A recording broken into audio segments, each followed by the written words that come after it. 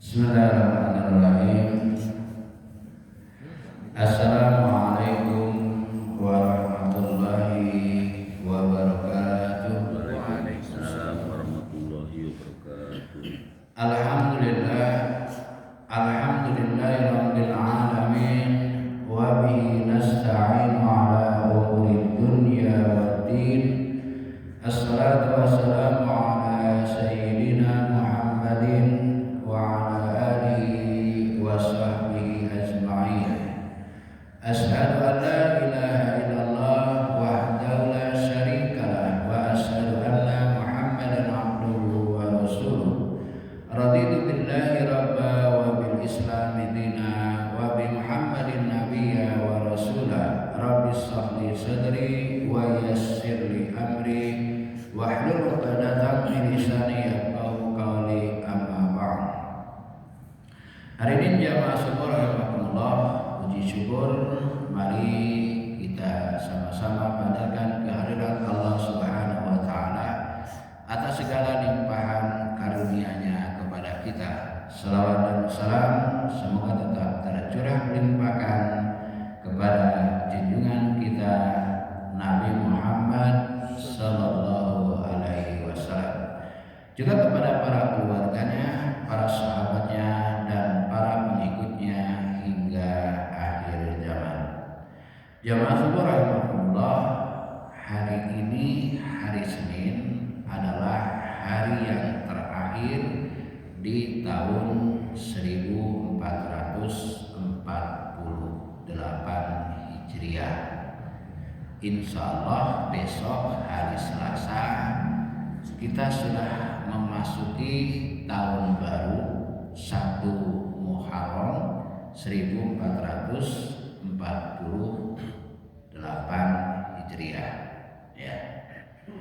Nah, tentu banyak sekali pelajaran-pelajaran yang bisa kita ambil dari peristiwa hijrah. Dan mengapa kalender hijriah dimulai tahun ke-1-nya itu dari tahun hijrahnya Nabi, bukan kelahiran Nabi miladiah, bukan juga ketika Nabi diangkat menjadi Nabi dan Rasul. Banyak hal pelajaran yang bisa kita ambil. Nah, salah satunya di antaranya kita bahas 3 hal. Yang pertama, hijrah Nabi dari Mekah ke Madinah atau pada saat itu namanya Yasrib, itu menunjukkan bahwa hijrahnya Nabi itu dari yang buruk menjadi yang baik, dari di Mekah yang ditindas, di Mekah yang dianiaya, di Mekah yang tidak ada kebebasan menjalankan ibadah, tidak ada kebebasan dalam menyebarkan agama Islam, menjadi di Madinah menjadi yang lebih baik, bebas melaksanakan ajaran Islam, bebas menyebarkan agama Islam, bebas berdakwah dan lain sebagainya. Maka pelajaran yang pertama, hijrah kita sekarang hendaknya dari hal yang buruk menjadi hal yang baik, dari yang baik menjadi yang lebih baik, dari yang malas menjadi yang rajin, dari yang masbuk jadi yang pertama. Nah, itu seperti itu pelajaran yang pertama.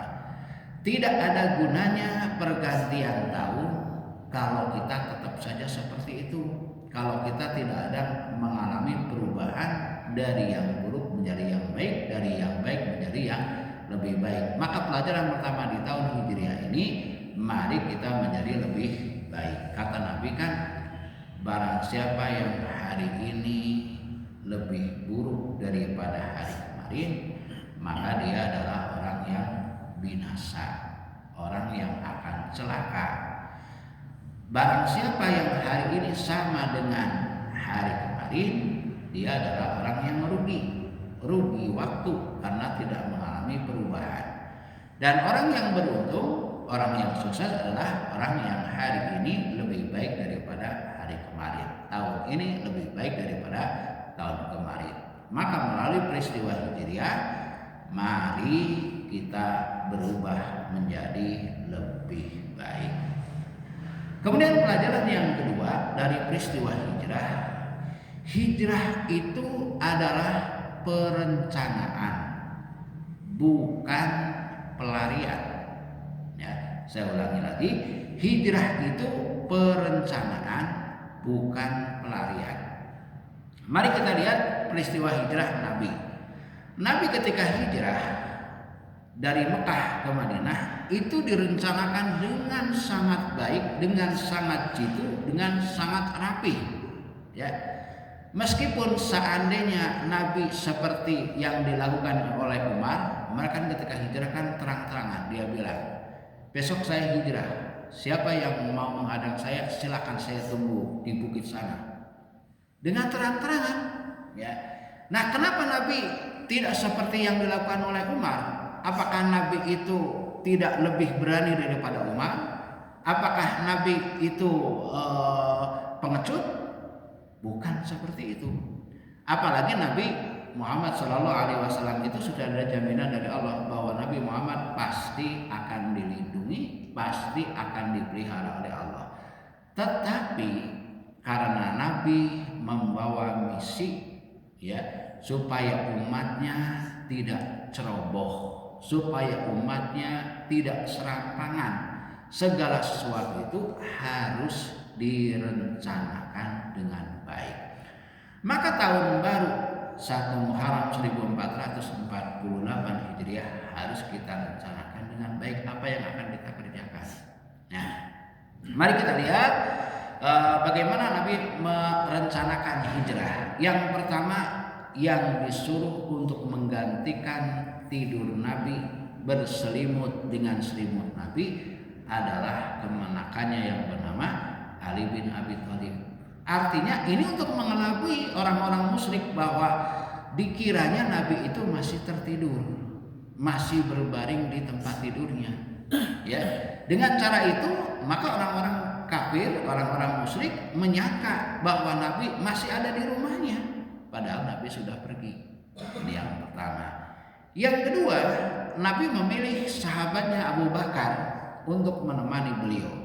Dan yang ketiga, Nabi mengambil jalan sepintas, jalan yang tidak pernah dilewati oleh orang atau jalan yang susah. Itu seperti itu. Kemudian yang berikutnya lagi, Nabi pun bersembunyi dulu di gua yang dinamakan Gua Sur selama 3 hari 3 malam.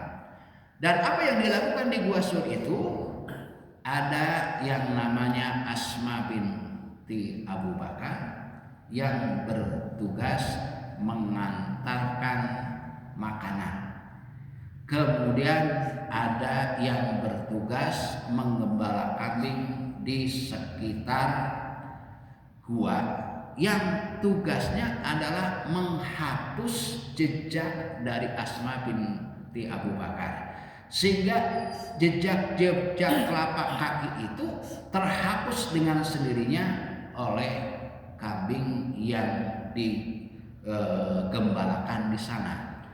Kemudian juga ada informasi, ya, atau informan yang mengetahui ataupun yang mencari informasi keberadaan orang-orang musyrik, ya, orang-orang kafir yang akan mengejar Nabi, sehingga begitu rapihnya Nabi yang melakukan hijrah. Kemudian yang berikutnya lagi, Nabi pun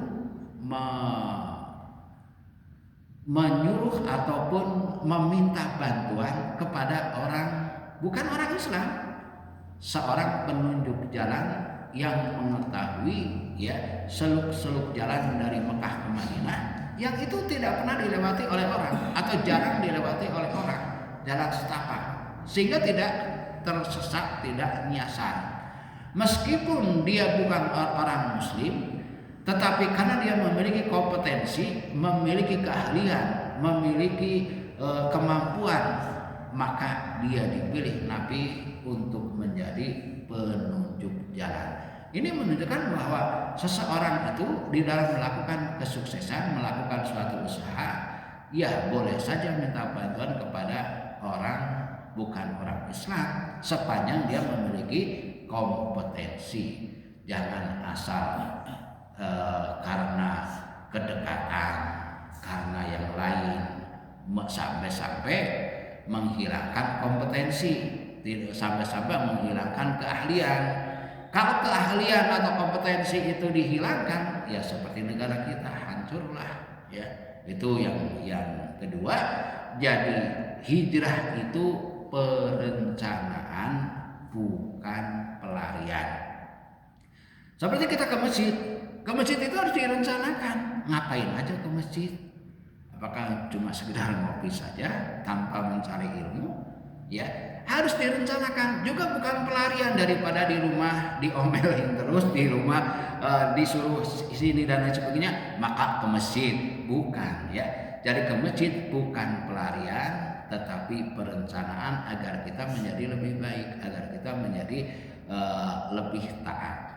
Kemudian yang ketiga, bahwa hijrah itu perlu sahabat, perlu pengorbanan. Nabi ketika hijrah itu ada yang menemani, namanya Abu Bakar As-Siddiq. Dan teman Nabi itu, Abu Bakar itu adalah teman yang baik, ya. Dan kemudian juga perlu pengorbanan. Ketika Nabi memberitahu kepada Abu Bakar, besok kita hijrah dan kamu yang menemaniku.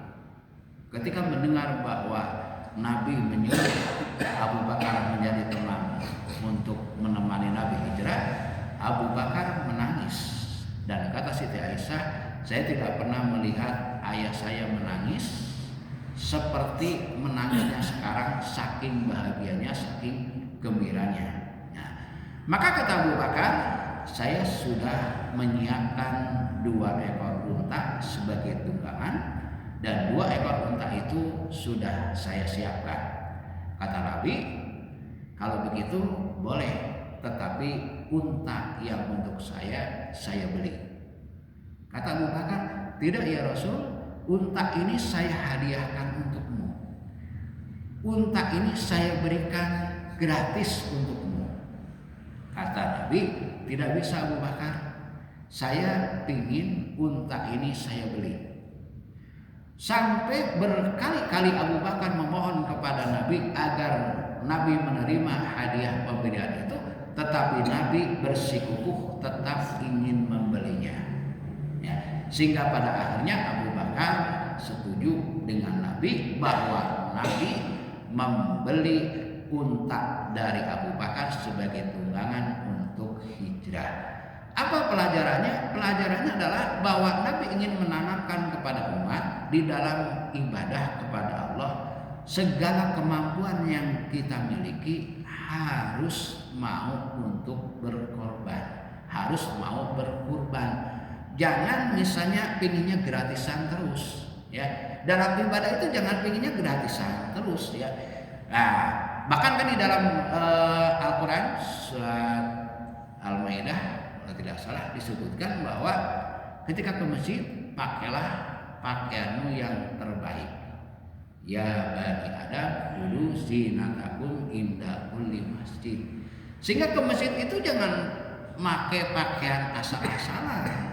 Kalau perlu adalah pakaian yang terbaik, itu seperti itu. Kemudian di dalam sebuah hadis juga dikatakan Nabi tidak suka seseorang yang masuk ke masjid sementara mulutnya bau bawang.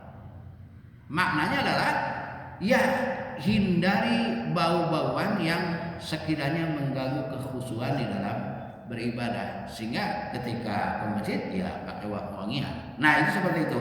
Jadi pelajaran yang ketiga dari hijrah itu adalah hijrah itu perlu sahabat, hijrah itu perlu pengorbanan. Di dalam masjid kan juga begitu. Kalau kita tidak punya sahabat yang ngingetin ketika kita salah, sahabat yang memberikan motivasi ketika kita malas, maka pada saat itulah kebahagiaan hidup akan dapat diraih. bukan sahabat yang cuek, mau ke masjid atau tidak ke masjid masa bodoh, mau sakit mau sehat masa bodoh. Maka sahabat-sahabat yang seperti itu adalah sahabat yang tidak baik, atau sahabat-sahabat yang malah senang ketika kita sengsara dan sedih ketika kita bahagia. Jangan sampai seperti itu. Dalam hijrah kita perlu sahabat dan perlu pengorbanan. Demikian, terima kasih. Subhanakallahumma wa bihamdika asyhadu an la ilaha illa anta astaghfiruka wa atubu ilaik. Wa billahi taufiq wal hidayah. Wassalamu